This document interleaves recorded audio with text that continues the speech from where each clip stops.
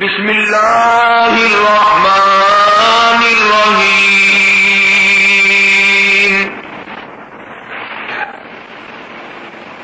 فلا وربک لا یؤمنون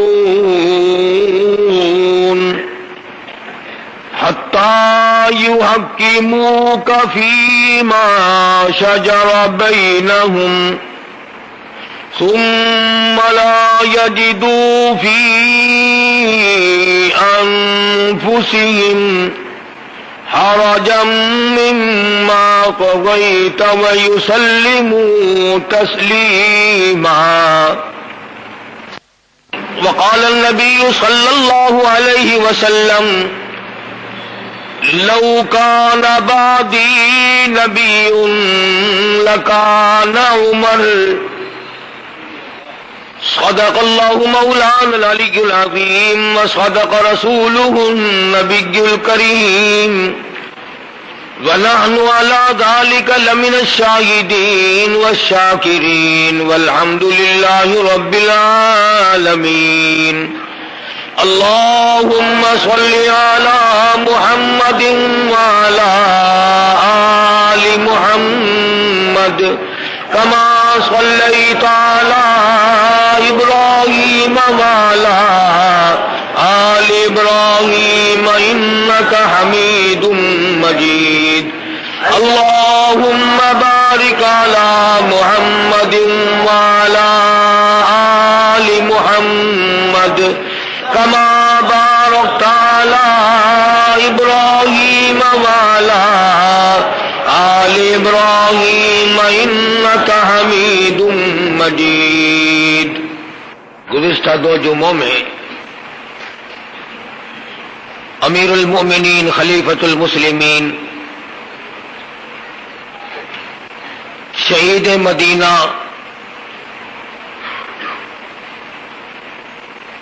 سیدنا عثمان ابن عفان رضی اللہ تعالی عنہ کی سیرت پاکیزہ کے سلسلے میں ذکر کیا تھا. وہ ابھی مستقل اور مکمل بیان نہیں ہوئی کہ یہ آج کا جمعہ آ گیا. انشاءاللہ تعالی زندہ رہا تو 10 محرم کے بعد اس موضوع کو پھر پورا کر لیں گے.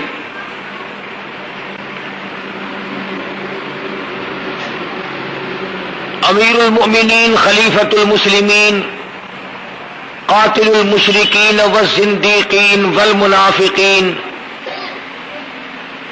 سیدنا فاروق اعظم رضی اللہ تعالی عنہ کا یوم شہادت کل قریب ہے. اگر آج میں اس عظیم ہستی کا ذکر خیر چھوڑ دوں تو بہت بڑا ظلم ہوگا. ان کی ریس تو کہاں، ان حضرات کی ہرس تو ہمارے بس کی کہاں، ان کا ذکر خیر ہی کر لیں تو بہت بڑی بات ہے. بہت عظیم لوگ تھے، بہت بڑے لوگ تھے. خداوند کریم نے ان کو بہت نوازا تھا اپنی نعمتوں سے.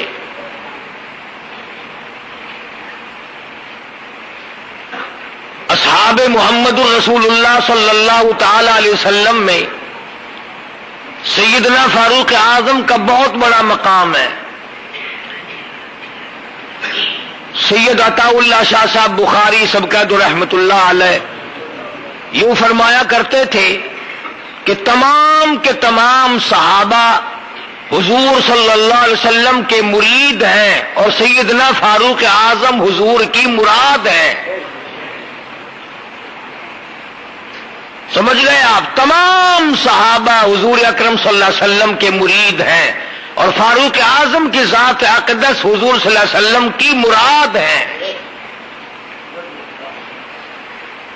مانگ کے لیا ہے.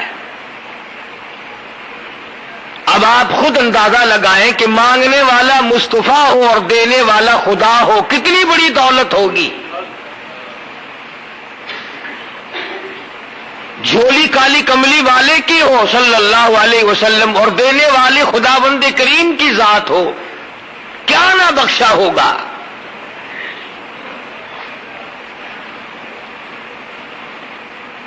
اور یوں کہہ کر کے مانگا کہ الہی اگر عمر بن خطاب کو دین کی دولت مل جائے، تیرے اسلام میں داخل ہو جائے، تو تیرے اسلام میں جان پڑ جائے گی۔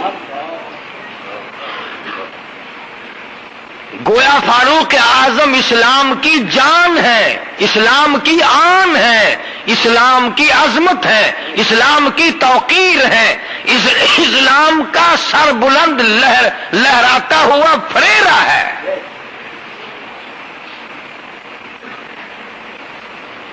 سیدنا فاروق اعظم کی ذات اتنی بڑی، جس کو رات کو رو رو کر مصلی پہ آنسو بہا کر حضور صلی اللہ علیہ وسلم نے جھولیے پھیلا کر کے مانگا۔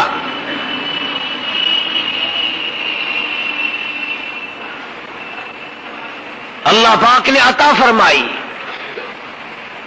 اور وہ پھر ہم جیسا بے غیرت نہیں تھا۔ ابھی کلمہ پڑھے ہوئے 5 منٹ نہیں گزرے کہ حضور صلی اللہ علیہ وسلم نے وضو فرمایا، مصلی پہ کھڑے ہو کر نماز ادا فرمانے لگے۔ فوراً پوچھا ہے فاروق نے، میرے آقا ابھی یہ کیا ہونے لگا ہے؟ فرمایا فاروق عبادت کرنے لگا ہوں، بندگی کرنے لگا ہوں، عجز و نیاز کرنے لگا ہوں، اس مالک کے کائنات کے سامنے سر بسجود ہونے لگا ہوں۔ عبادت ہے، یہ نماز ہے۔ عرض کیا کالی کملی والے، سارا جہان بیت اللہ میں عبادت کرتا ہے، آپ دار ارقم میں ارقم صحابی کے گھر کی کوٹھڑی میں نماز پڑھیں گے؟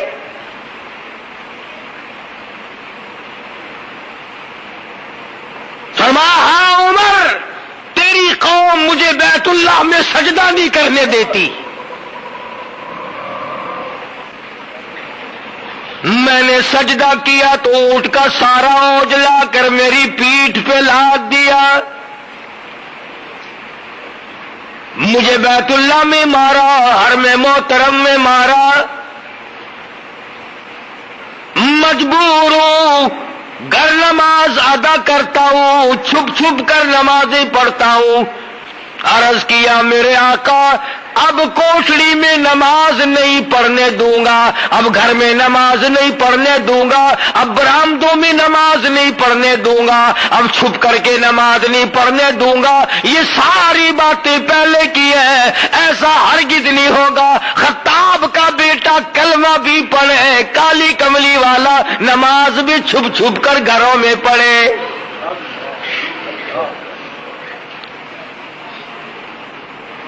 اب ایسا نہیں ہوگا، اب ایسا ہرگز نہیں میں کرنے دوں گا۔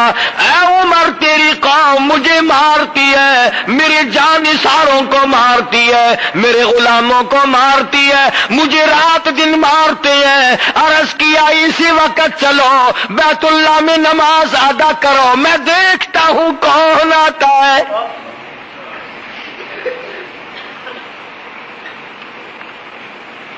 ادھر دارالندوا میں انتظار ہو رہا ہے، مکے کے سردار اکٹھے بیٹھے انتظار کر رہے ہیں، سر لینے گیا ہے۔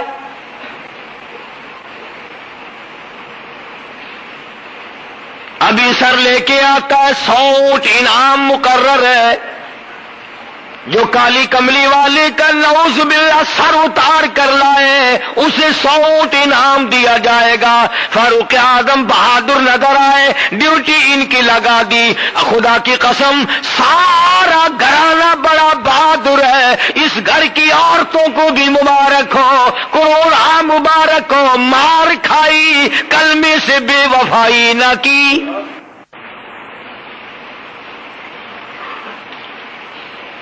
قرآن کریم کی آواز سنی، دروازے پہ دھکا دیا، اندر جا کے فوراً پوچھا تم کیا پڑھ رہے تھے؟ بہن کہتی ہے کیوں، کیا مطلب؟ تمہیں بتانا پڑے گا۔ بہنوں ہی کو اتنا مارا، مار مار کے بے ہوش کر دیا۔ بہن چھڑانے لگی، ہمشیرہ کو پڑ گئے، بال نوچ دیے، زمین میں پٹک پٹک کے مارتا ہے۔ ادھر بہن کہتی ہے اے خطاب کے بیٹے تیری خام خیالی ہے، تیرا خیال صحیح نہیں، تو کچے خیال کا آدمی ہے۔ تیرا کیا خیال ہے؟ کفر کے ہاتھوں مار کھا کے میں کلمے کا انکار کر دوں گی، یاد رکھ جس چھاتی کا دودھ تو نے پیا ہے، رب ذوالجلال کی قسم میں نے بھی اسی چھاتی کا پی رکھا ہے۔ تو مارتا مارتا تھک جائے گا، میں مار کھاتی نہ تھکوں گی۔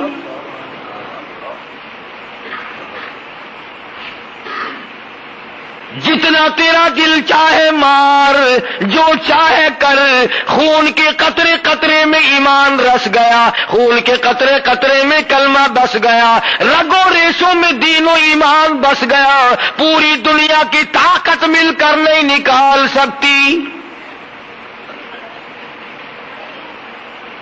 اور اگر یہ تیرا خیال ہے کہ میں مار کے نکال دوں گا تو سن پھر بہن بولی، بہن بولی عمر ہم کو اگر تو مار بھی ڈالے، شکنجوں میں کسیا بوٹیاں کتوں پہ نچوا دے، تیری مرضی ہے جو چاہے کرتا پھر مار مار کے تھک جائے گا، میں دین حق سے کبھی بھی پھرنے والی نہیں۔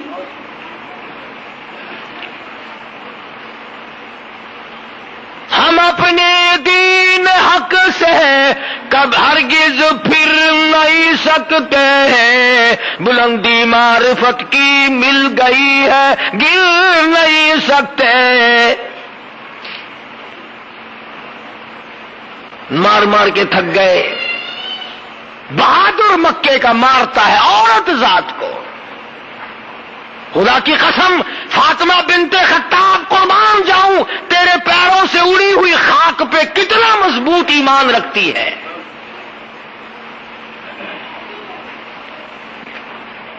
ایک آج ہم بھی مسلمان بنے پھرتے ہیں، جو چاہا کر گزرے، جو چاہا وہ سوچا، جو سوچا وہ اس پر عمل کیا۔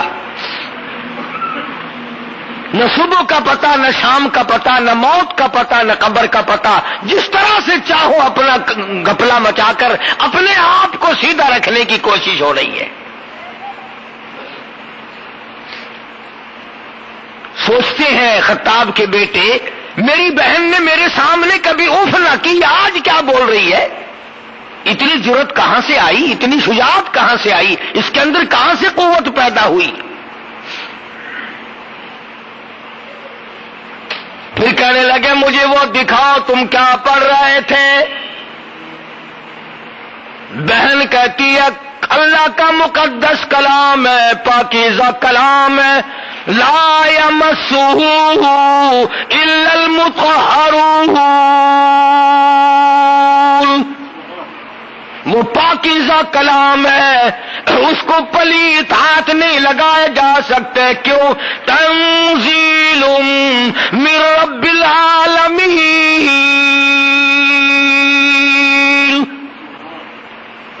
اس رب العالمین کا نازل کردہ کلام ہے، نزل بہ الروح الامین۔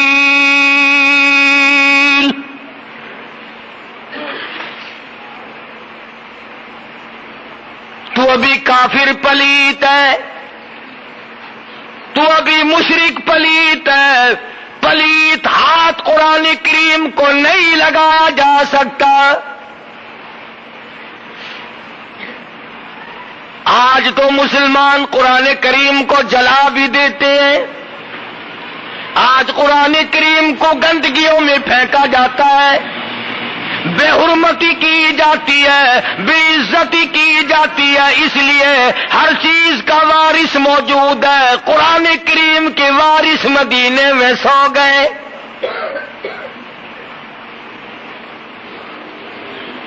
بالاسرار کہا کہ مجھے دکھاؤ تو صحیح آخر وہ کیسا کلام ہے۔ تو کہنے لگی ایک ہی صورت ہے اور ایک ہی طریقہ ہے، اور وہ یہ کہ غسل کرو۔ لین بن رہی ہے، صاف ہو رہا ہے معاملہ، ادھر محمد عربی صلی اللہ علیہ وسلم کی دعا ہو چکی ہے، اللہ کے یہاں قبول ہو چکی ہے، اس لیے دل کھنچ رہا ہے ادھر۔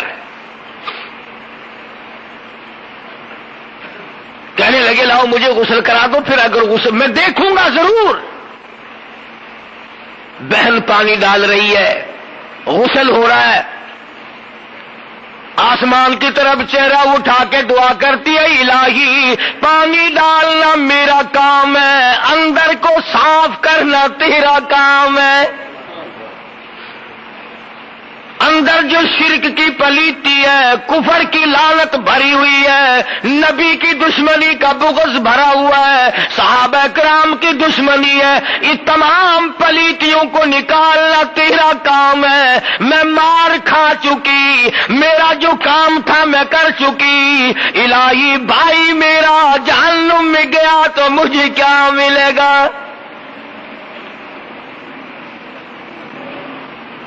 غسل کرنے کے بعد قرآن کریم کا ورقہ ہاتھ میں دیا، 2 آیتیں پڑھی ہیں۔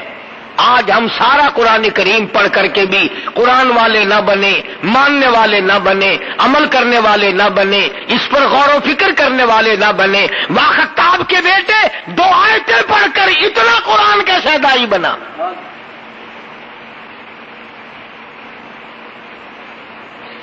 اور بڑی عجیب ایک مصرع کہا کسی نے پنجابی میں، کہتا 2 آیتیں کی تلاوت کرتے ہی آنکھوں سے آنسو جاری ہو گئے اور یوں فرمانے لگے، میں تو آیا سا مارن مکاؤنے نو، مینو مار دے لے چلو۔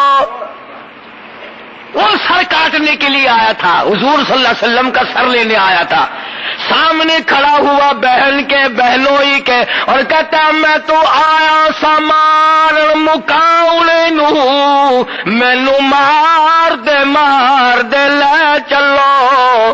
جتھے عمر دی عمر بن دی ہے، جتھے نہ تو میں برباد ہو جاؤں گا، میں مر جاؤں گا اگر مجھے لے کے نہ چلے، اسی دروازے پہ لے کے چلو جہاں کی غلامی تمہیں نصیب ہے۔ کہتا میں تو آیا سا مارن مقابلے نو، مینو مار دے لے چلو، اس دروازے پہ لے کے چلو جہاں کی غلامی تمہیں ملی، جہاں سے قرآن ملا، ایمان کا شرف ملا، دولت ملی، سب کچھ ملا، مجھے بھی وہاں لے کے چلو۔ جتھے عمر دی عمر بن دی ہے، کبھی عمر نہ مک جاوے، اٹھے لے چلو۔ کہتا ایسا نہ ہو کہ میری عمر ختم ہو جائے، میرا سانس نکل جائے، جلدی لے چلو۔ کتے عمر دی عمر نہ مک جاوے، جتھے عمر بن دی ہے اٹھے لے چلو۔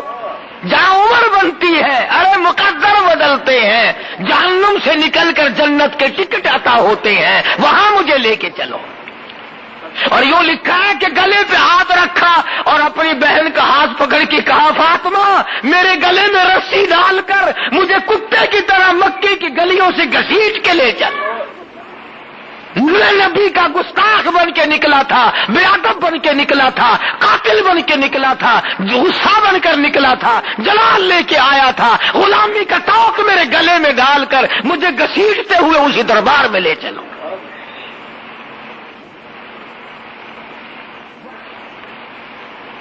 وہاں جا کے کلمہ پڑھا، ایمان کی دولت قبول کی، تو حضور صلی اللہ علیہ وسلم کے سامنے اکڑ کے کہا، نن اب کوٹڑی میں نماز نہیں پڑھنے دوں گا۔ بیت اللہ میں لایا، بیت اللہ کا دروازہ کھولا، ادھر انتظار ہو رہا ہے کہ سر آئے گا، للکار کے فرما دیا، مکے والا جس نے اپنے بچے یتیم کرانے ہو میدان میں آؤ، جس نے اپنی عورتوں کو بیوہ کرانا ہو میدان میں آؤ، آؤ جس کی جرت ہے مقابلہ کرو، فاروق آج کالی کملی والے کا غلام ہے۔ کس قدر عظمت اللہ تبارک و تعالیٰ نے عطا فرمائی۔ اور ایک اور بات کہتا ہوں، تم کیا سمجھو ان باتوں کو، تم کیا سمجھو ان باتوں کو؟ اگر کسی کو معمولی سی سیٹ مل گئی، وہ کتنا خوش ہے، اس کے پیچھے آگے پیچھے لوگ دوڑ رہے ہیں۔ اس جوان کے مقدر کو کیا کہو گے؟ اگر کسی کی افسروں سے یاری ہو جائے، وہ کہتا ہے کہ افسر میرا تعاون کرتے ہیں، ذمہ دار میری مانتے ہیں، تاجر لوگ میرا تعاون کرتے ہیں۔ فاروق وہ ہے کہ زمین پہ مصطفیٰ حمایت کرتا ہے، عرش پہ خدا حمایت کرتا ہے۔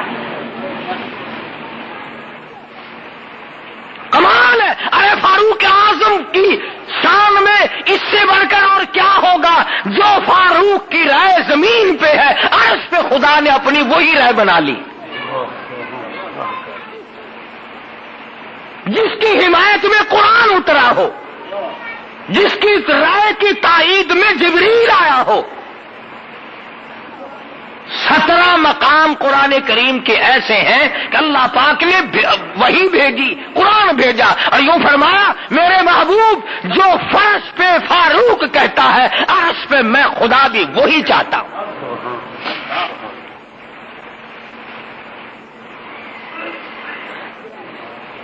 مقام ابراہیم پہ حضرت عمر رضی اللہ تعالی عنہ نے عرض کیا یا رسول اللہ، وہ کالی کملی والے، میرا دل کرتا ہے کہ یہاں نماز پڑھوں.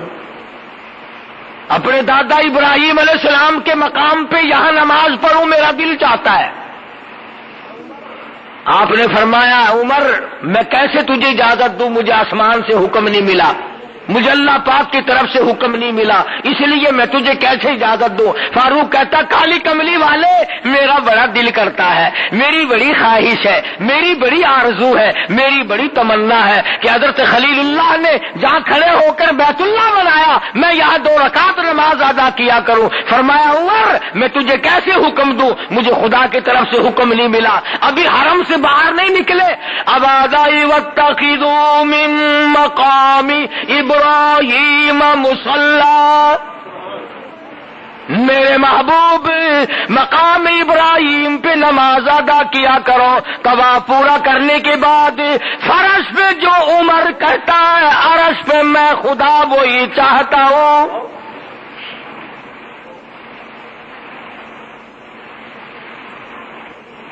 مدینہ پاک میں حضرت عمر رضی اللہ تعالی عنہ نے ایک دن عرض کیا یا رسول اللہ صلی اللہ علیہ وسلم، آپ کی بیٹیاں، آپ کی گھر والیاں، مسلمان عورتیں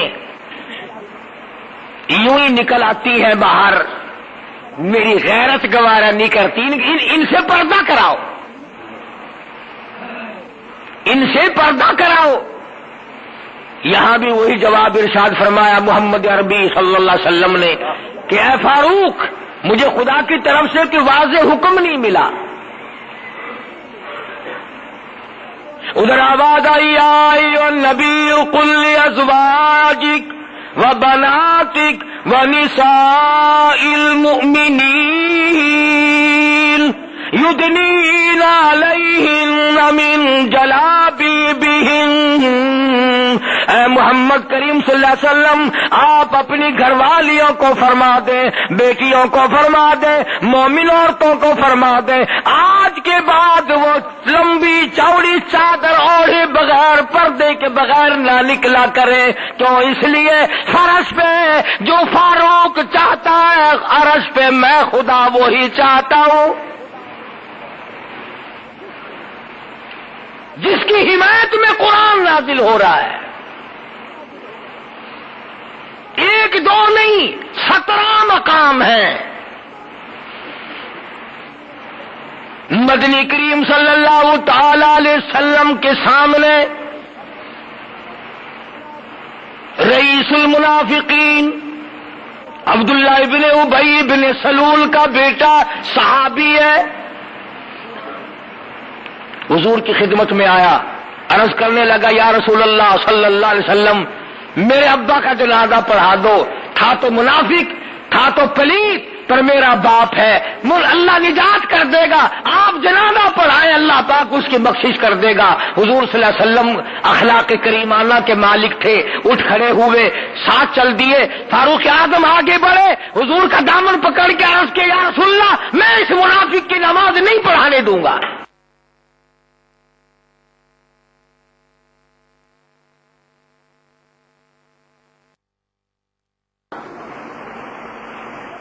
جس نے اسلام کی جڑیں کاٹی ہو، اسلام کی جڑوں کی کھوکھلے کی ہو، اور مسلمانوں کو تباہ و برباد کیا ہو، ہر وقت نقصان پہنچایا ہو، میں اس منافق کا جنازہ نہیں پڑھنے دوں گا.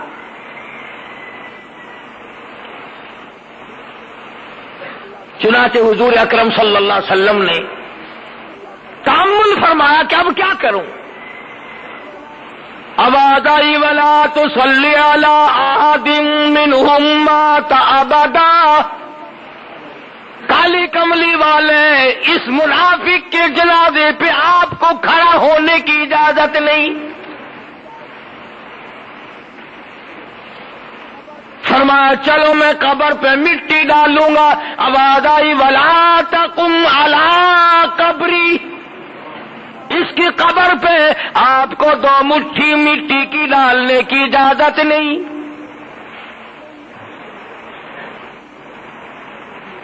سنو، حضور صلی اللہ علیہ وسلم سے منافق کا بیٹا کہنے لگا آپ اپنا کرتا مبارک دے دیں، میں کفن کے طور پر اپنے باپ کو پہنا دوں تاکہ اس کی نجات ہو جائے. کرتا اتار کر دے دیا. آواز آئی میرے محبوب جس نے میرے قرآن کی مخالفت کی، جس نے میرے ایمان کی مخالفت کی، جس نے میرے مسلمانوں کو دکھ دیے، تکلیف پہنچائی، آپ اپنا کرتا بھی دے دیں اور آپ اس کے لیے بخشش کی دعا بھی کریں. ان تستغفر لهم او لا تستغفر لهم 70 مرة فلن يغفر الله لهم. میرے محبوب اگر آپ 70 مرتبہ بھی اس کے لیے بخشش کی دعا مانگے، میں خدا اعلان کرتا ہوں میں معاف نہیں کروں گا.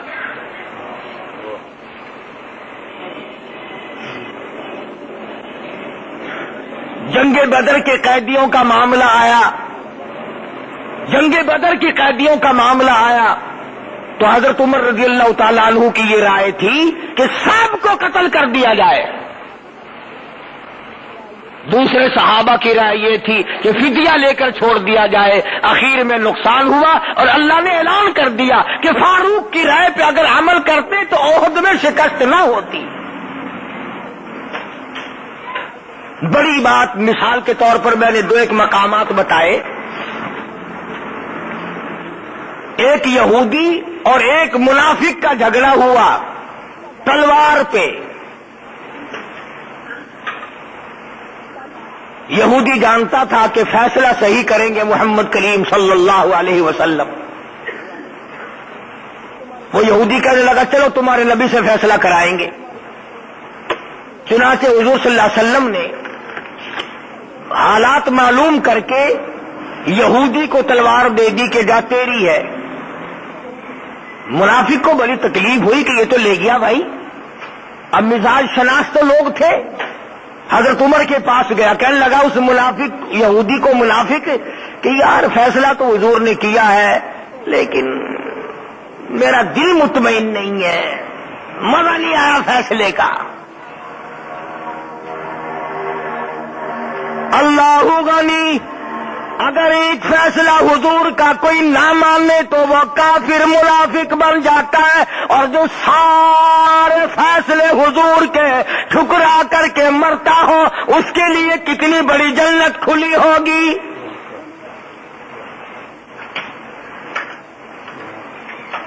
منافق نے ایک فیصلہ ٹھکرایا، ایک فیصلہ ماننے سے انکار کر دیا.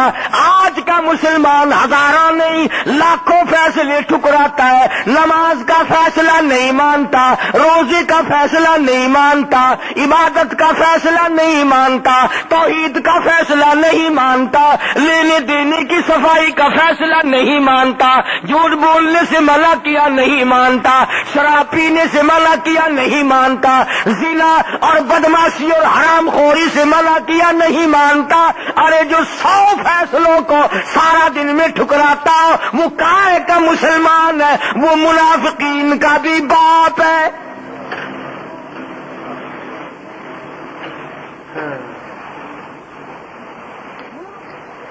منافق کہنے لگا مجھے تو کچھ تسلی نہیں ہوئی.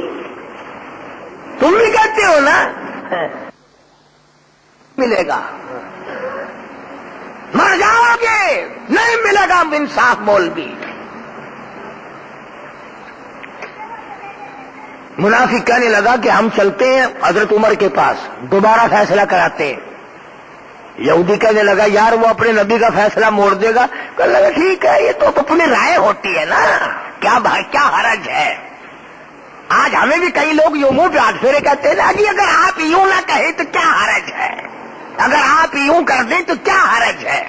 اس حرج کرتے کرتے اسلام کا بھی اور اپنا بھی تختہ نکال لیا. مطلب ہونا بڑے نیک بنتے ہیں پھر اپنے دل کی بات ہو. منافق کہنے لگا چلو یار دوبارہ فیصلہ کرا لیتے, اس میں کیا حرج ہے. یہودی جانتا تھا کہ عمر اور محمد کا فیصلہ موڑ دے صلی اللہ علیہ وسلم ناممکن ہے. کہنے لگا چل میں 100 دفعہ تیار ہوں, جس کے پاس تیرا دل کرتا ہے چل. حضرت عمر کے پاس گئے, حضرت عمر کے پاس گئے, بلایا اور منافق نے اپنی تڑ جمائی, بات جمائی. کہنے لگا یار کمال ہے, تمہیں اپنے آدمی کا بھی خیال نہیں آتا, مسلمان کا خیال نہیں کرتا, حد ہو گئی یار. تمہارے ساتھ لگنے میں کیا فائدہ ہوا بھائی, تلوار میں ہی مل گئی اس کو, کمال ہو گیا یار. ہمارا جھگڑا فیصلہ کرے. اگر تمہارے نے فرمایا فیصلہ کرانے آئے ہو کہ جی ہاں. یہودی بڑا سیانا تھا, آج بھی یہودی بڑے سیانے ہیں. پاگل بے وقوف گدھے جتنے ہوں گے مسلمان ہوں گے. لالچ میں یہ مریں گے, روم میں یہ مریں گے, انشاءاللہ پوری دنیا میں ذبح ہو رہے مسلمان. یہودی اس وقت بھی سیانا تھا, آج بھی سیانا ہے. چپکے سے یہودی کہنے لگا جی آپ کی مرضی ہے, ویسے فیصلہ جو چاہو کرو, باقی تمہارے نبی نے فیصلہ کیا ہے. حضرت عمر نے فرمایا میرے آقا نے کہ ہاں فیصلہ ہو چکا کہ جی ہاں فیصلہ ہوا ہے. منافق کہنے لگا میں نہیں مانتا جی اس فیصلے کو, نعوذ باللہ, میں تو آپ سے فیصلہ کراؤں گا. دیکھو نا جی آپ بڑے سمجھدار آدمی ہیں, آپ کو تو پتا ہے نا اپنا کون ہے پرایا کون ہے. حضرت عمر نے فرمایا بہت اچھا, ابھی کرتا ہوں فیصلہ, تشریف رکھو. وہ سمجھے شاید کو کاغذ قلم لینے گئے ہیں, لکھ کر دیں گے, یہ کریں گے. اندر سے لاتے ہی تلوار ماری منافق کی گردن پہ وہ جا کے پڑی. کہنے لگا جو میرے آقا کے فیصلے کو نہیں مانتا میرے پاس اس کے لیے یہ فیصلہ ہے. اب گردن اڑ گئی. اب یہ جو منافق ہوتے ہیں نا, ان کا ایک آدھ آدمی نہیں ہوتا, ان کے ٹولے ہوتے ہیں. سارے مدینے میں چاروں طرف شور مچ گیا, ہائے کلمہ کو مار دیا, ہائے مسلمان قتل کر دیا, اجی رات کو تہجد پڑھنے والا قتل کر دیا, اجی رو رو کے دعائیں مانگ لے, ارے ارے ارے ارے ارے بڑا نیک آدمی تھا, بہت اچھا آدمی تھا. ٹول کا ٹول اکٹھا ہو کر دربار رسالت میں آیا صلی اللہ علیہ وسلم. حضور کے پاس آئے, دیکھو جی بغیر کسی گناہ کے, بغیر کسی خطا کے, بغیر کسی جرم کے, یوں ہی بڑا نیک آدمی, بڑا نیک آدمی. گردن اڑا دی اس کی عمر نے رضی اللہ تعالیٰ عنہ. حضرت عمر کو بلایا حضور صلی اللہ علیہ وسلم نے, فرمایا یہ کیا کہتے ہیں. حضرت عمر نے فرمایا کہ جی اس نے کہا میں حضور کا فیصلہ نہیں مانتا, میرے پاس تو اس کا یہی فیصلہ تھا, میں نے کر دیا. سارے منافق کھڑے ہو گئے, بدلہ دلواؤ, مسلمان کے قتل کی بدلے قتل ہے, گردن اڑاؤ, ہمیں اختیار دو, ہم گردن اڑائیں گے. حضور نے فرمایا اے عمر گواہ کون ہے, گواہ کون ہے. فرمایا گواہ تو کوئی نہیں, ایک یہودی تھا, ایک یہ تھا, ایک میں تھا, اور وہاں تھا ہی کوئی نہیں, گواہ کوئی نہیں. حضور صلی اللہ علیہ وسلم بھی پریشان ہو گئے کہ اب کیا کیا جائے. ادھر سے جبریل آیا, فرمایا جبریل جی رب جلیل دیر نہ کر, میرا فاروق گھبرا نہ جائے, میرا عمر پریشان نہ ہو جائے, ایسا نہ ہو دل میں بے چینی آ جائے, جلدی جا اور جا کے یہ بتا دے فلا وربک لا یؤمنون. اے میرے محمد صلی اللہ علیہ وسلم, میرے نبی, تیرے رب کی قسم, تیرے پالنے والے کی قسم, تیرے خالق کی قسم, تیرے رزاق کی قسم, تیرے معبود کی قسم, وہ ہرگز ایماندار ہو ہی نہیں سکتا جو تیرے فیصلے کو ذرا نہ مانے. فاروق نے کافر کو قتل کیا ہے، مسلمان کو نہیں۔ جو تیرے فیصلے کو نہیں مانتا وہ مسلمان ہے ہی نہیں۔ خدا نے تائید کی فاروق اعظم کی، حمایت کا اعلان کر دیا، اور حضور صلی اللہ علیہ وسلم نے فرمایا اے عمر، جس گلی سے تو گزرے گا وہاں سے شیطان نہیں گزر سکتا۔ چنانچہ آج بھی جہاں حضرت عمر کا نام لکھا ہوا ہو، شیطان پرلی گلی سے گزرے گا، اس گلی سے نہیں گزرتا۔ تجربہ کر کے دیکھ لو۔ اور عمر کے مقابلے میں لفظ کیا ہے؟ موت۔ جو عمر کی دشمنی کرے گا وہ مرے گا۔ بھئی زندگی کو عمر کہ اللہ تیری عمر میں برکت دے، اللہ تیری عمر بڑھائے، اللہ کرے تیری عمر اچھی ہو۔ عمر کا دشمن، عمر کی دشمن موت ہے۔ جس کو عمر پسند نہیں وہ موت کو پسند کرے۔ فاروق اعظم رضی اللہ تعالی عنہ نے وہ شان جلالی دکھائی اور وہ عظمت دنیا میں پیدا کر کے دکھلائی۔ 65 لاکھ مربع میل کا علاقہ فتح کیا ہے، اور وہ کارنامے انجام دیے کہ دنیا قیامت تک یاد رکھے گی۔ یہ بیت المقدس جو آج تمہارے منہ پہ تھپڑ مار کر یہودیوں نے لے لیا، کھلا مارا مسلمانوں کے منہ پہ، بھیک مانگ کے نہیں لیا۔ حضرت عمر کا غلام ایک سواری پہ سوار ہو کر کے چلے، بیت المقدس میں کئی مہینے ہو گئے لڑائی ہوتے ہوئے فتح نہیں ہو رہا تھا۔ وہاں سے اطلاع آئی، حضرت عمر رضی اللہ تعالیٰ عنہ یہاں سے چلے تو غلام سے معاملہ طے کر لیا کہ ایک منزل تو سوار ہوگا میں پیدل چلوں گا، اور ایک منزل میں سوار ہوں گا تو پیدل چلیو۔ جب بیت المقدس کے قریب پہنچے تو حضرت عمر کی باری نیچے چلنے کی، غلام کی باری اوپر سوار ہونے کی۔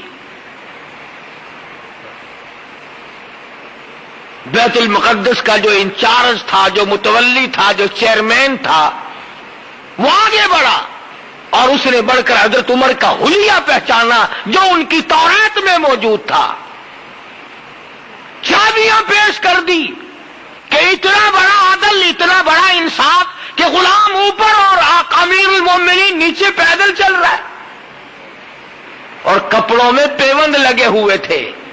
چابیاں پیش کر دی بیت المقدس کی کہ ہم تم سے لڑنا نہیں چاہتے، ہماری کتابوں میں موجود ہے کہ امیر المومنین اس حالت کا ہوگا تو وہی بیت المقدس کا وارث بنے گا، لہذا ہم یوں ہی حوالہ کر دیتے ہیں۔ جب فاروق کو لوگوں نے گالیاں دی، بیت المقدس بھی گیا، ملک بھی گیا، اور اپنی دور حکومت میں کیا نہیں کر کے دکھلایا۔ اللہ اکبر۔ رات کو گشت کرتے ہیں، سارا مدینہ سو رہا ہے، امیر المومنین چکر لگاتا ہے، مدینہ پاک سے باہر ایک قافلہ کی ٹھہرا ہوا ہے، اس سے الگ ہو کر ایک چھوٹا سا خیمہ لگا ہوا ہے، اندر سے کرانے کی آواز آتی ہے، ایک آدمی باہر بیٹھا ہے، اس سے پوچھا تو کون ہے، کیا بات ہے؟ کہنے لگا میں مسافر ہوں، میری گھر والی کے درد سے پیدا ہوا ہے، بچے کی پیدائش کا درد ہے، تکلیف ہے۔ فرمایا مدینے سے دائی کیوں نہیں لے آتا؟ کہنے لگا غریب ہوں، پائی پلہ، میرے پیسہ کوئی نہیں۔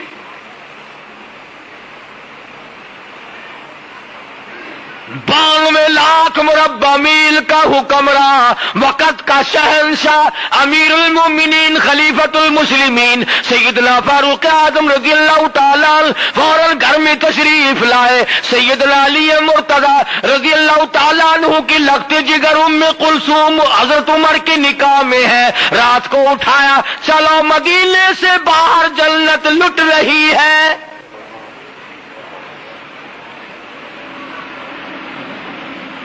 گھر والی کو ساتھ لائے، کچھ کھانے پینے کی چیزیں لائے، اور اس مسافر سے کہا کہ کیا تم میری گھر والی کو اجازت دیتے ہو کہ اندر جا کر خدمت کرے؟ اس نے کہا ضرور کرو، خدا تمہارا بھلا کرے۔ زمین پہ حضرت عمر اس کے پاس بیٹھ گئے. اس نے یہ سمجھا کہ یہ بھی بیچارہ میرے جیسا مسافر ہے کوئی، اور اس کو ترس آ گیا. لیکن اندر جب عورت کے بچہ پیدا ہوا، ام کلثوم نے جب آواز دی یا امیر المومنین، بشارت دو اپنے مہمان کو، لڑکا پیدا ہوا. اب اس آدمی کی پیروں کے نیچے کی زمین نکل گئی کہ یہ تو عمر میرے پاس بیٹھے ہیں، یہ تو امیر المومنین ہے. کھڑا ہو کے کہنے لگا جی گستاخی معاف کرنا. فرمایا میری یہ ذمہ داری ہے، میرا یہ فرض ہے کہ رعایا کی ہر طرح کی خبرگیری کیا کروں. آج رعایا کو ستا کر اپنے پیٹ پالے جاتے ہیں، کوٹھی بنگلے بنائے جاتے ہیں. کون آج حمایت کرتا ہے کسی کی؟ فاروق اعظم رضی اللہ تعالی عنہ کو کسی نے دیکھا، رو رہے ہیں. کسی نے پوچھا کیا بات ہے؟ فرمانے لگے فلاں نہر کے پل میں ایک بکری کا پیر آ کر مروڑا گیا ہے، ڈرتا ہوں قیامت میں بکری نے خدا کی عدالت میں اگر استغاثہ کر دیا تو عمر کیا جواب دے گا. اور یوں فرمایا کہ اگر میرے ملک کی سرحد کے کنارے پر بھی اگر کوئی کتا بھی بھوکا مر گیا، قیامت کے دن مجھ سے اس کا بھی سوال ہوگا. یہ ساری باتیں قصے کہانیاں بن کر کے رہ گئی. بیت المقدس سے حضور صلی اللہ علیہ وسلم کا جانثار صحابی امیر المومنین خلیفۃ المسلمین فاروق اعظم جب واپس ہونے لگے تو ایک بڑھیا نے راستہ روکا اور کہنے لگی میں غریب ہوں، میری تو نے کوئی خبرگیری نہیں کی، خبردار قیامت میں تجھے پکڑوں گی. آج کل کسی افسر کو تو کہہ کے دیکھنا کہ قیامت میں تجھے پکڑوں گے، فوراً سر میں لوگ کہا تجھے پہلے ابھی قیامت سے پہلے مزہ چکھاتا ہوں. حضرت عمر رونے لگے اور فرمایا مائی مجھے کیا پتا ہے کہ تو کہاں رہتی ہے اور تیرا کیا حال ہے. صاف صاف کہنے لگی اگر تو میری خبرگیری نہیں کرنا جانتا حکومت کیوں کرتا؟ پھر کیوں حکومت کرتا ہے؟ چنانچہ بڑی رقم دی حضرت عمر رضی اللہ تعالی عنہ نے اس بوڑھی مائی کو، اور اس سے معافی مانگی اور اس سے تحریر لکھوائی کہ میں نے اللہ واسطے معاف کر دیا. کتابوں میں لکھا ہے کہ فاروق اعظم نے وصیت کی کہ یہ رقعہ میرے کفن میں رکھ دینا. مدینے میں راتوں کو گشت کیا جاتا ہے، باہر اندر چاروں طرف چکر لگاتے ہیں، اور وہ فاروق اعظم جس کا لحاظ پانی کرتا ہے، جس کی غلامی دریاؤں نے کی، جس کی غلامی آگ نے کی، جس کی غلامی ہوا نے کی، جس کی غلامی زمین نے کی. زلزلہ آیا مدینے میں، فاروق اعظم نے کوڑا مارا، اس کو ٹھہر جا، عمر تجھ پہ عدل کرتا ہے، کیوں ہلتی ہے؟ فوراً ٹھہر گئی. دریا کو رکا لکھا ہے، اگر تو اللہ کے حکم سے بہتا ہے تو بہتا رہے، ورنہ ہمیں تیری کوئی ضرورت نہیں. دریا کی زمین نے آج تک سورج کا منہ نہ دیکھا. آتش فشاں پہاڑ میں سے آگ نکلی، لوگ جل رہے تھے، بستیاں خاک ہو رہی تھی. فاروق اعظم کو آگ کی شکایت کی گئی، آپ نے اپنی چادر اتار کر دے دی کہ اس آگ کے سامنے کر دینا. آگ واپس پہاڑ میں داخل ہو گئی. ارے آگ شرم کر گئی، آج لوگ حیا نہیں کرتے. 300 میل پہ لڑائی ہو رہی ہے مسلمانوں کی کفار سے. جمعے کا خطبہ پڑھتے ہوئے یہاں سے آواز دی یا سریہ، او قافلے والوں پیچھے سے دشمن آیا. وہ سارے کہتے ہیں ہمیں ایسی آواز آئی جیسے حضرت عمر ہمارے سر پہ کھڑے ہوں. ہوا نے پیغام پہنچائے، ہوا نے پیغام نشر کیے. تقوی اتنا، عدل اتنا. ابو موسیٰ اشعری رضی اللہ تعالی عنہ وزیر خزانہ تھے حضرت عمر کے زمانے کے. انہوں نے بیت المال میں جھاڑو دی، اور جہاں پیسے ٹکے اسباب سامان رہتا تھا جھاڑو دی تو مٹی میں سے ایک درہم نکل آیا، چونی. حضرت عمر کا پوتا کھڑا ہوا تھا، اس کے ہاتھ پہ رکھ دیا بچے کے، بھی کوئی شے لے کے کھا لے گا. وہ بابا کے پاس گیا حضرت عمر کے، تو منہ سے بات صاف نہیں کر سکتا تھا. پوچھا بیٹا تیرے منہ میں کیا ہے؟ کہ دادا جی پیسہ. کہاں سے آیا؟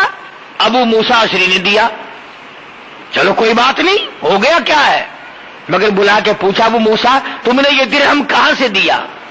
کہ جی بیت المال میں نے جھاڑو دی تھی، ایک چونی مل گئی، میں نے بچے کے ہاتھ پہ رکھ دی، کوئی چیز لے کے کھا لے گا. فرمایا میرا درہ لاؤ، مار مار کر تیرا چہرہ بگاڑ دوں گا. قوم کی چونی تو نے میرے بچے کو کیوں دی؟ یہ حرام کا مال تو نے میری آل کو کھلانا کیوں شروع کیا ہے؟ اندازہ لگائیں آپ کس قدر عدل ہے، کس قدر انصاف ہے، کس قدر مزاج میں اللہ تبارک و تعالیٰ نے شجاعت دی ہے. ہر موڑ پہ قربانیوں میں آگے آگے ہے. اور مدنی کریم صلی اللہ تعالی علیہ وسلم کے سسر بھی ہیں. وہ کتنا بڑا بابرکت گھرانہ ہوگا جس دروازے پہ مدنی کریم صلی اللہ علیہ وسلم دلہا بن کر تشریف لائے.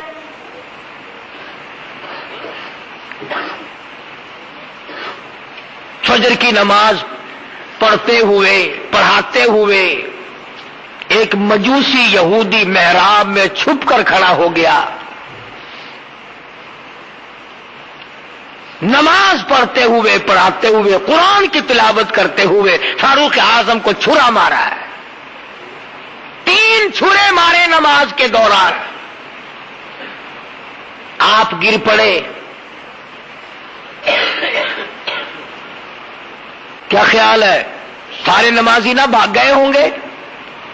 وہ صحابہ تھے، وہ حضور صلی اللہ علیہ وسلم کے شاگرد تھے، حضور کے تربیت یافتہ تھے، وہ بھاگنے بھگنے والے نہیں تھے. امیر المومنین زخمی پڑے، بے ہوش پڑے، ایک بھی مسجد نبوی کا نمازی نیت توڑ کے نہ بھاگا، بلکہ وہ آدمی دشمن نکلنے کے لیے 13 آدمیوں کو زخمی کر چکا. نکلنے کے لیے کوئی بھی نیت توڑنے کو تیار نہیں.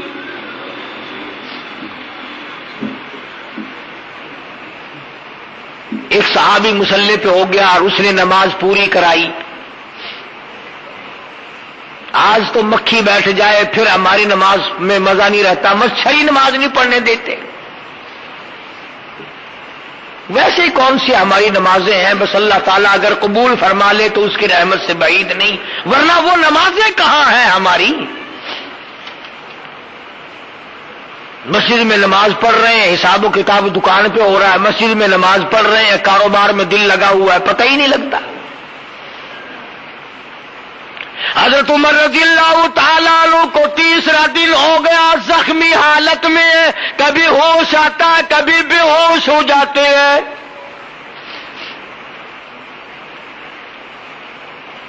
اپنے بیٹے حضرت عبداللہ کو بلا کے فرمایا عبداللہ آج تو ایک کام کر، سیدہ عائشہ صدیقہ رضی اللہ تعالیٰ عنہ کی خدمت میں جا، میرے لیے ایک بھیک مانگ لا، خیرات مانگ کے لا، ایسی چیز مانگ کے لا جس کی مجھے بڑی سخت ضرورت ہے، جس کے بغیر میرا کام نہیں چلے گا.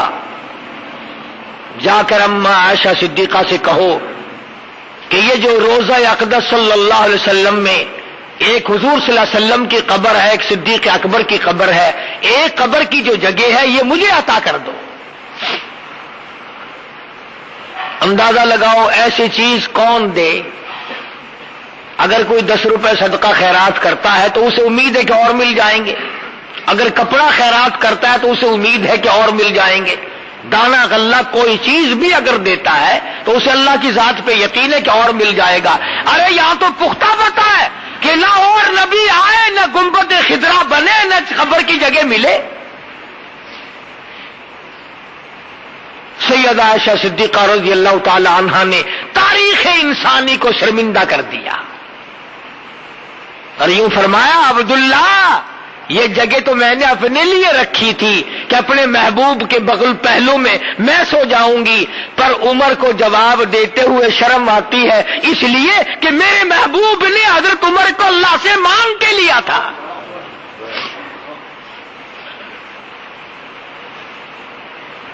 مانگ کے لیا تھا اس لیے جاؤ میں نے اللہ واسطے جگہ عطا کر دی. سیدنا فاروق اعظم رضی اللہ تعالیٰ عنہ کا بیٹا واپس آ تو یوں فرما مجھے اٹھا کر بٹھاؤ. لیٹے لیٹے عائشہ صدیقہ کے پیغام کا جواب سننا بے ادبی سمجھتا ہوں. اور کسی نے پوچھا کیا حال ہے؟ فرمانے لگے پیشیے مولا کا ہے اتنا خیال اور کانپتا ہے عمر کا بس بالو بال. دیکھیے آج جانا اس کی حضور اور کیسے آوے پیش وہ رب غفور. پتہ نہیں کیا بنے گی. میرا سلام جا کے عرض کرو اور جا کے بھیک مانگاؤ اور جا کے یوں کہنا جا کے عائشہ سے تو کہنا یہ کلام وہ کہہ رہا ہے عمر تمہیں آخر سلام.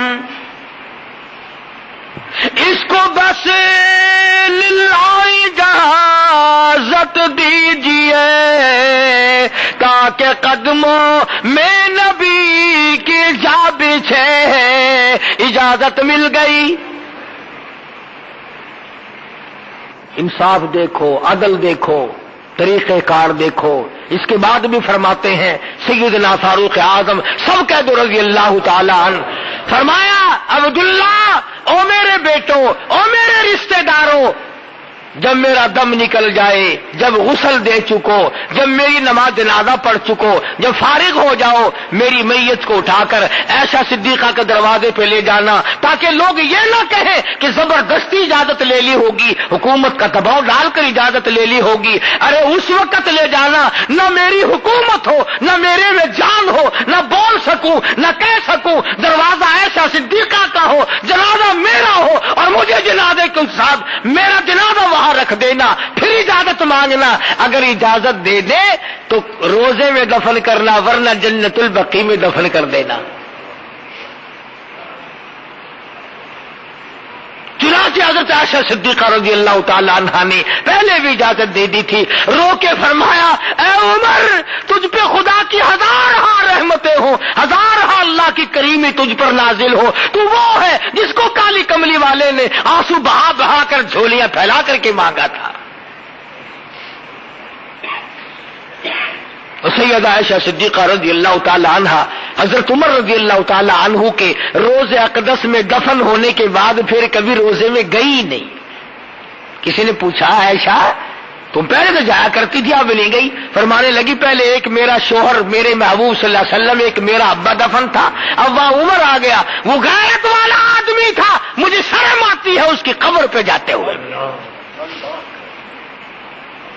آج قبروں پہ عورتیں ناچتی ہیں، آج ڈھول بجتے ہیں، آج تماش بینی ہوتی ہے، بدماشی، چرس قبروں میں، فیم قبروں میں، بینک قبروں میں، جوا قبروں میں، تاش قبروں میں، شراب نوشی قبروں میں. ارے خدا کا قہر تم پہ کب آئے گا کہ اللہ تبارک و تعالیٰ کی وہ بندے جو قبروں میں جا چکے تم ان کی قبروں پر بیٹھ کر بے حیائی کرتے ہو. اتنا بڑا اولو العزم انسان فاروق اعظم جس کے بارے میں انگریز مورخ گیبل لکھتا ہے کہ اگر 1 سال اور زندہ رہ جاتے دنیا میں کفر کا نام و نشان نہ رہتا. جس نے موٹے کپڑے پہن کر موٹا کھا کھا کر کے اپنی زندگی بسر کی اور اللہ اور اس کے رسول کے دین کا جھنڈا بلند کیا. آج قوم کو شرم نہیں آتی کہ صحابہ کرام کی تعریف کرنے کے بجائے گالی گلوچ کرتے ہیں، ان کو سب و شتم کرتے ہیں، ان کی شان میں گستاخی کرتے ہیں. اور عجیب سنی مسلمان ہے کہ انہیں بھی غیرت نہیں آتی. کم سے کم کچھ تو سوچو. پیغمبر کے رشتہ دار ہیں اور وہ اولو العزم انسان ہے کہ تاریخ جن کو ہمیشہ یاد رکھے گی، قرآن جن کی حمایت میں آتا رہا۔ اللہ تبارک و تعالیٰ نے اچھا سارا واعظ اور ساری تقریر ایک طرف، آخری بات میری یاد کر لو، تختی پہ لکھ کے لے جاؤ، دل کی تختی پہ لکھ کے لے جاؤ۔ جو مدینے پاک میں حرم نبوی میں روضہ اقدس کی جالیوں کے پاس کھڑا ہو کر سلام پڑھ کے آئے وہ حاجی بن جاتا ہے کہ نہیں؟ بڑا خوش قسمت والا انسان ہے کہ نہیں؟ اللہ سب کو یہ موقع عطا فرمائے۔ جو ساری عمر میں 4 دن 2 دن 2-4 منٹ آقا کے دربار میں کھڑا ہو کر صلاۃ و سلام پڑھے، وہ حاجی، وہ نیک، وہ نمازی، وہ جنتی، اور جس کو کالی کملی والا اپنی بغل میں لے کے سوائے پڑا ہو، پھر جس کو مدنی کریم صلی اللہ علیہ وسلم اپنے پہلو میں سلا رہے ہو، اپنے پاس سلا رکھا ہو، تو 4 منٹ جالی کے پاس کھڑا ہو کر جنتی بن جائے، اور وہ عمر جو پہلے الگ تھا آج بھی قبر کا ساتھی، حشر کا ساتھی، بدر کا ساتھی، بازار کا ساتھی، مزار کا ساتھی، ساری زندگی کا ساتھی۔ ارے آج بھی جا کے دیکھ، کالی کملی والے میں اور فاروق میں 2 انگل کا فرق نہیں ہے۔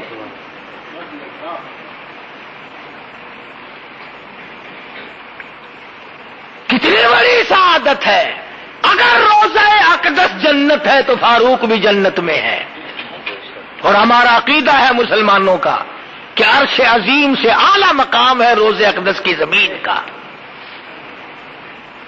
تو عرض کر رہا تھا کہ یہ دن ہے فاروق اعظم کی یاد کے، قرآن کریم پڑھ پڑھ کر کے بخشو، یاد کرو سیدنا فاروق۔ آج کا مضمون تو میرے سے ایسا بنا بھی نہیں، تکلیف ہے کان میں۔ فاروق اعظم کی کیسٹ موجود ہے، سنو، یاد کرو۔ خدا کی قسم ممکن ہے جنت میں جانے کا یہی سبب بن جائے کہ یہ وہ بندہ ہے جس نے فاروق کے کارنامے سن کر آنکھ کھینچی تھی، آنکھ سے ایک آنسو نکلا تھا۔ بہت ممکن ہے کہ نجات کا یہ ذریعہ بن جائے۔ حضرت امیر عثمان کے یوم یہی ہے شہادت کے۔ آپ کم سے کم ان صحابہ کے قریب تو ہو جائے، ان کی محبت کو دلوں میں بٹھائیں، اپنے ایمان کو تازہ کریں۔ اللہ پاک عمل کی توفیق عطا فرمائے۔ انشاءاللہ آئندہ جمعہ شہادت امام حسین رضی اللہ تعالیٰ عنہ کے سلسلے میں آئے گا، آپ لوگ جلدی آیا کریں۔ وآخر دعوانا الحمدللہ رب العالمین۔ سبيل الدموع سبيل مريح، تنهدى يا صاحي كي تستريح، وبث الدعاء الخفي الصريح، يسعك الفضاء الرحيم.